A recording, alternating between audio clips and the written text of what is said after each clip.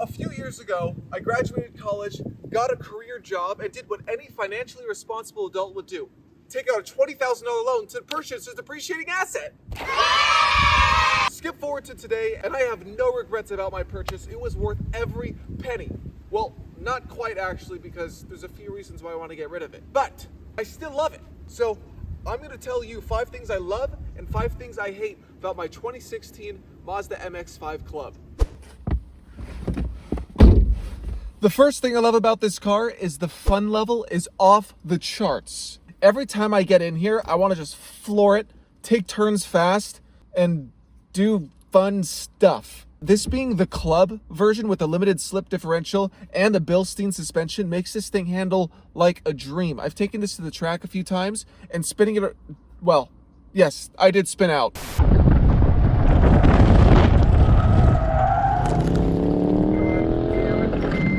But mostly drifting and, well, sliding it around corners was so maneuverable. This thing handles like a go-kart. I mean, it weighs 2,300 pounds. That's just a little more weight than a Lotus Elise, but a little less than your mom. Yeah, that's stupid. This thing seriously feels like a go-kart to drive around because it's so light, so nimble, and so tiny. And of course, you can't forget the fact that it's a convertible. But overall, the fun factor of this is what truly makes me want to get in it every day, take it around. It's totally usable. It's fun. I'd say that is the main selling point of this car, is it's just meant to be fun. It's not meant to impress. It's not meant to do anything else. It's just for the driver. It's fun. Not for the passenger, because it ain't very comfy, but I'll get to that. The second thing I love about this car is it's pretty cheap to modify, mainly because you don't need much.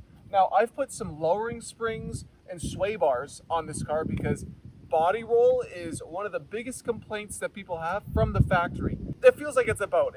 You really feel like going through the turns, and tightening up the suspension was such an incredible feeling. It's so planted now, but again, at the cost of some comfort.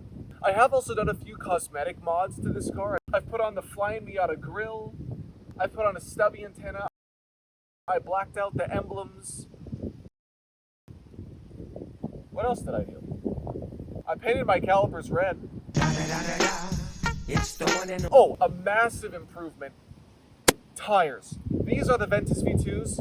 Don't recommend. They're decent for budget, but the last tires that I had were the Continental Extreme Contact Sports. Those gripped incredibly well. I took them to the track a while back. It seriously felt like it was driving on rails. It was unbelievable. And again, the fun to drive factor, especially with some of these performance upgrades, is I don't know what can compare. Something you have to do though is you gotta, for me at least, I'm 6'2". I have to keep the top down on the track because my helmet is sticking out of the car, but that just makes it more fun. Something else that's fun about this car is you can use 100% of its power at pretty much all times. You're going out from a stoplight, floor it. A light's turning yellow, you gotta make it, floor it. But you're probably not, because this thing is pretty damn slow. But hey, guess what? You can use the whole thing to its full potential at all times. Now that I'm thinking about it, this is pretty much a continuation on the fun factor. But really, there's nothing like being able to actually use 100% of the car that you're driving. Like, let's say a BMW M4, that thing is super powerful, but you can't use it all the time. There's so much power, it's gonna break out the back end. This, I can put the pedal through the floor and those tires are not gonna spin, which could be fun, but you need a little clutch action in there to get those things turning. This car looks great for its price range. I mean, I love these headlights. Are they halogen? I don't know. And honestly, just by looking at it, it looks fun to drive. I mean, give me a minute here. I've been really trying, baby, trying to hold back this feeling for so long. And if you feel like I feel, baby, then come. It's just such a smooth, nice looking car. It's so nice and rounded. The last thing that I love about this car is the reliability. I have not had a single issue with this car. It has never broken down, and boy, have I done some shit with it. I've taken it to multiple track days, tried to do burnout, and instead just burnt out the clutch. I have beat on this car pretty much, as I said earlier. I floor it constantly, nothing has gone wrong. Nothing. Let me actually try to think. What has gone wrong? Oh, one thing that did go wrong is this little side panel, this thing, flew off on the freeway, but who cares? As long as mechanically nothing has gone wrong with this car, and I know this is a 2016, and I've seen on some forums that the 2016 model year, second gear in the transmission has actually blown, and they've had to get a new transmission. Fortunately, nothing like that has happened to me, and I have been mashing through the gears, so I probably would have found out. And of course, the less downtime you have, the more fun you can have with it.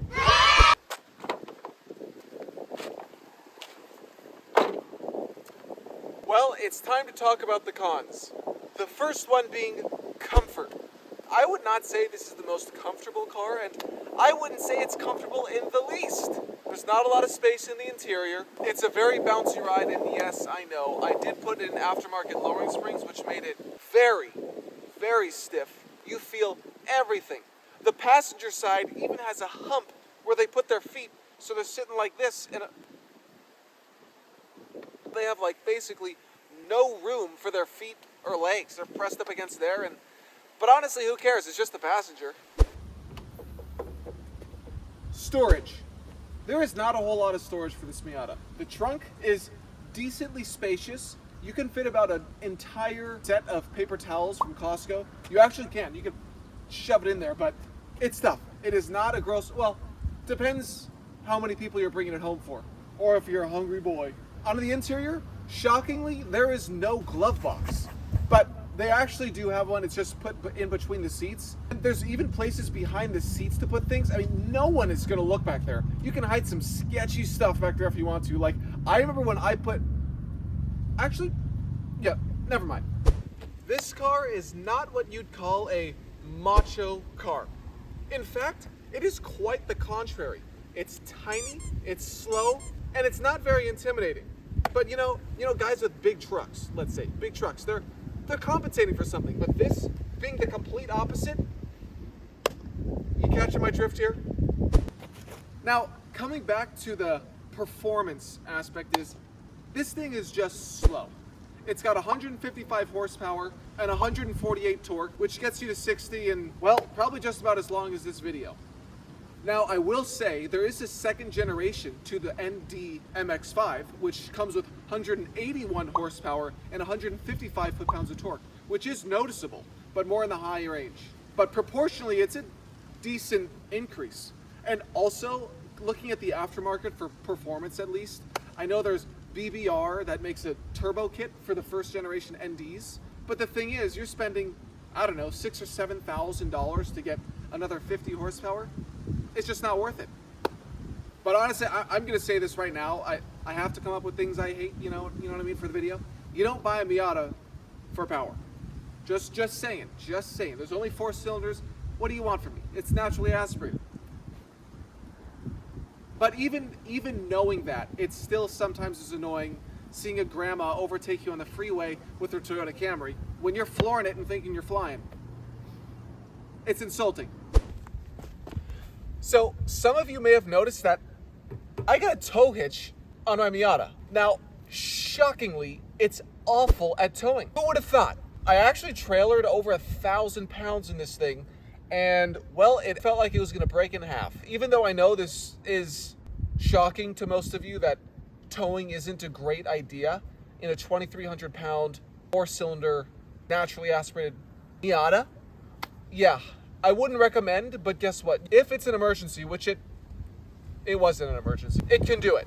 It's still running, again, proving that this thing's reliability is incredible with doing things that you probably shouldn't even be doing with it. Well, there you go. There's 5 things I love and 5 things I hate about my 2016 MX-5 Club. Now, the great thing is a lot of things that I said I hated is nothing unexpected for when buying a car like this. It's not gonna be a shocking surprise when it doesn't have enough power or there's not much room or comfort when driving it, because you know what you're getting into. Nothing crept up on me or nothing was shocking about the ownership of this car. That said, I did mention in the beginning of the video that I might be getting rid of this car. Well, that is true. But I'm actually going to be trying out renting a few cars that I want to get into after something like this. And now they're nothing like this car. They have a lot of power, they're loud, they're, well, slightly more macho. I'm going to be trying to drive new cars and seeing what they're like to find a worthy replacement for this car. Unfortunately, I can't own more than one car, so this will have to go. But like and subscribe, comment below what you think I should get next. My price range is sub $50,000 range, so up to 50 grand, nothing more, and maybe even less depending on how these videos do. But like and subscribe, come along with me for the journey for looking for my worthy successor to this car, and much more content on the way. Well, thanks for watching. Redlining Redhead out.